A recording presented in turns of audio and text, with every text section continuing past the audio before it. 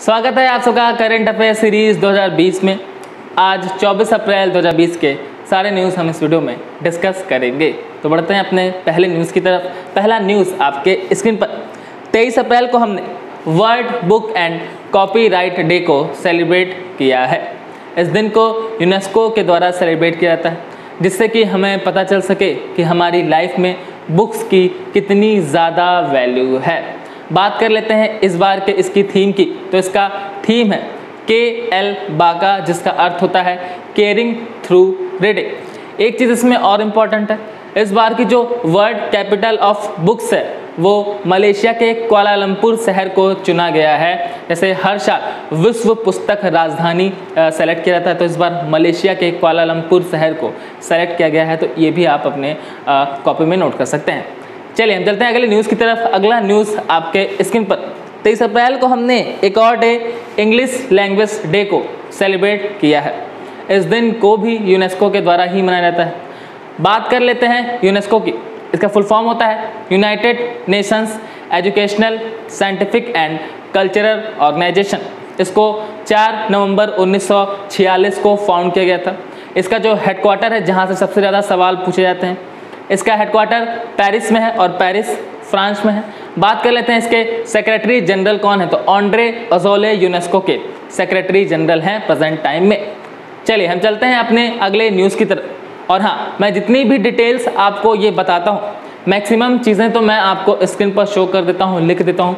कुछ चीज़ें हैं जो मैं नहीं लिखता हूँ, तो उसको आप सुन के भी कॉपी में ज़रूर नोट किया करिए। चलिए हम चलते हैं नेक्स्ट न्यूज़ की तरफ। अगला न्यूज़ आपके स्क्रीन पर।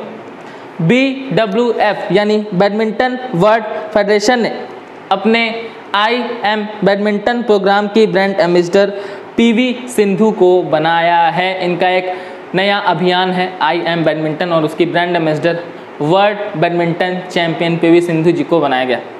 PV सिंधु जी हैदराबाद से बिलोंग करती हैं। बात कर लेते हैं BWF की, तो इसका हेडक्वार्टर मलेशिया में इस्टेब्लिश है। चलिए हम चलते हैं अगले न्यूज़ की तरफ। अगला न्यूज़ आपके स्क्रीन पर।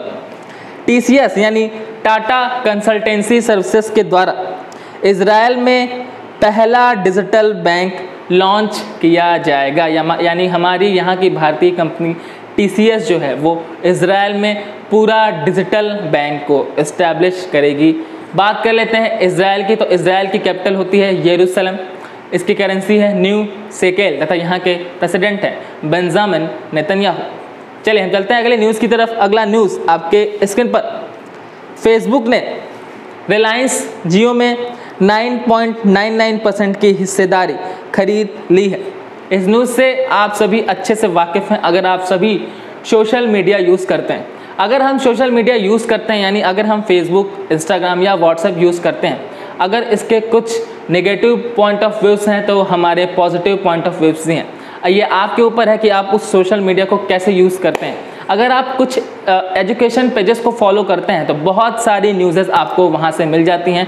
तो अगर आप सोशल मीडिया यूज़ करते हैं, हालांकि सब लोग करते हैं, आप फेसबुक चलाते होंगे, आप व्हाट्सएप चलाते होंगे, आप इंस्टाग्राम चलाते होंगे, आप स्नैपचैट चलाते होंगे, आप ट्विटर भी हो सकता है चलाते हो, तो मैं आपसे एक गुजारिश करना चाहूँगा कि जब तक आप स्टूडेंट हैं तब तक एजुकेशन चैनल्स को फॉलो किया करिए, और कोई ऐसा टीचर हो उनको फॉलो किया करिए, क्योंकि कभी कभार जाने अनजाने में आपको बहुत सारी जो न्यूज़ हैं वो आपके न्यूज़ फीड के ज़रिए मिल जाती हैं। तो ये एक अच्छी बात होती है, आप उसके पॉजिटिव पॉइंट ऑफ व्यू का फ़ायदा उठाया करिए।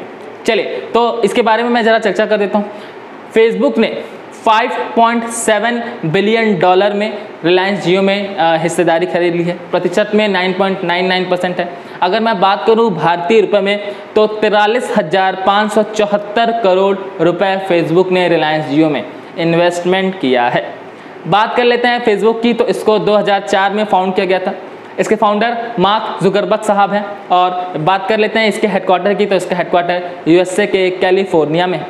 चलिए हम चलते हैं अगले न्यूज़ की तरफ। अगला न्यूज़ आपके स्क्रीन पर।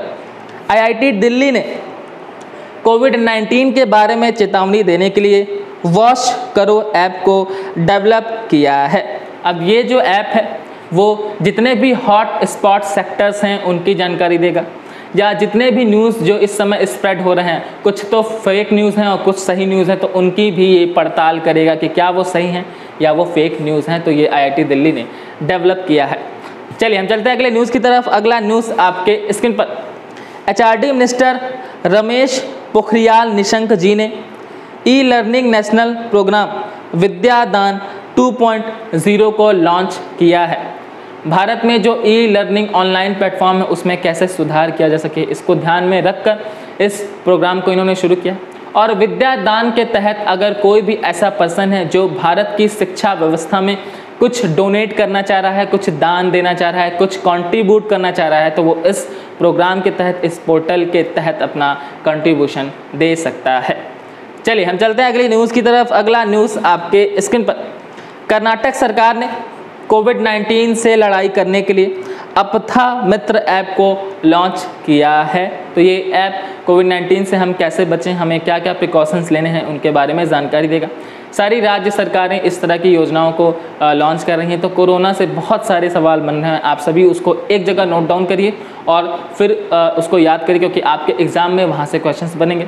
अदरवाइज़ मैं भी ट्राई करूँगा कि मैं सारी डिटेल एक जगह रख लूँ और एक स्पेशल वीडियो बनाऊँ कोरोना को डेडिकेट करके, जहाँ से आपसे क्वेश्चन बन सकें। पर जब ये कोरोना पेंडेमिक ख़त्म हो जाता है उसके बाद एक वीडियोज़ में ऐसी ज़रूर लाऊँगा। बात कर लेते हैं कर्नाटक की। तो यहाँ के CM BS येदियुरप्पा जी हैं तथा गवर्नर वजुभाई वाला जी। चलिए हम चलते हैं अगले न्यूज़ की तरफ। अगला न्यूज़ आपके स्क्रीन पर। IMMA यानी इंटरनेशनल मोटरसाइकिल मैन्युफैक्चरर्स एसोसिएशन के नए MD राकेश शर्मा बन गए हैं। IMMA का हेडक्वार्टर जिनेवा में है। जिनेवा जो है वो स्विट्ज़रलैंड में। बात कर लें स्विट्ज़रलैंड की, तो यहाँ की कैपिटल बर्न है तथा करेंसी स्विस फ्रैंक है। चलिए हम चलते हैं अगले न्यूज़ की तरफ। अगला न्यूज़ आपके स्क्रीन पर। एडम हिगिनबोटम की बुक मिडनाइट इन चेरनोबिल ने विलियम E. कॉल्बी पुरस्कार को जीत लिया है। इनकी ये जो बुक है इन्होंने अपने खुफिया इतिहास पर लिखी है और उसी पे इनको ये पुरस्कार दिया है, जैसा कि आप इमेज में देख सकते हैं। चलिए हम चलते हैं अगले न्यूज़ की तरफ। अगला न्यूज़ आपके स्क्रीन पर। केरल के पतनमतिट्टा जिले में कोविड-19 की जांच के लिए तिरंगा यानी टोटल इंडिया रिमोट एनालिसिस निरोग्य अभियान से एक कार को लॉन्च किया है। आपको मैं इमेज में दिखा दे रहा हूँ, देख लीजिए आप। एक ऐसी व्हीकल है, एक ऐसी कार है जिसमें तिरंगा बनाया गया है। तिरंगा क्यों बनाया गया है? जिससे कि जो लोग हैं वो पहचान सकें केरल के कि अच्छा ये एक ऐसी कार है, एक ऐसी व्हीकल है जो कि स्पेशली कोविड-19 को ध्यान में रखकर बनाई गई है। इसमें वो सारे इक्विपमेंट्स हैं जिससे कि कोविड-19 यानी स्क्रीनिंग की जा सके, सैनिटाइज़ किया जा सके और मास्क बांटा जा सके और सैनिटाइज़र बांटा जा सके। ये सारी चीज़ें उसमें अवेलेबल हैं जिससे कि कोविड-19 में जो ज़रूरत हैं। चलिए बात कर लें केरल की। तो यहाँ के CM P. विजयन जी हैं तथा गवर्नर आरिफ मोहम्मद खान जी। चलिए हम चलते हैं अपने अगले सवाल पे। अगला सवाल आपके स्क्रीन पर। RWB यानी रिपोर्टर्स विदाउट बॉर्डर के द्वारा वर्ल्ड प्रेस फ्रीडम इंडेक्स 2020 जारी कर दिया गया है। इसमें भारत 142 यानी 142वें रैंक पे आ गया है। आपको बता दिया जाए कि 2019 में भारत 140वें स्थान पे था, यानी 2 रैंक फिसल कर भारत 142 स्थान पर आ गया है। बात कर लेते हैं कि फर्स्ट पे कौन है। तो लगातार चौथी बार फर्स्ट पे नॉर्वे है, सेकंड पर फिनलैंड है तथा थर्ड पर डेनमार्क है। चलिए तो आज की सारी न्यूज़ हमने इस वीडियो में डिस्कस कर ली है। आई होप कि आपको अच्छे से समझ में आता है। आप सब लोग इसको डेली बेसिस पर देखते हैं जिससे कि आपको फ़ायदा हो।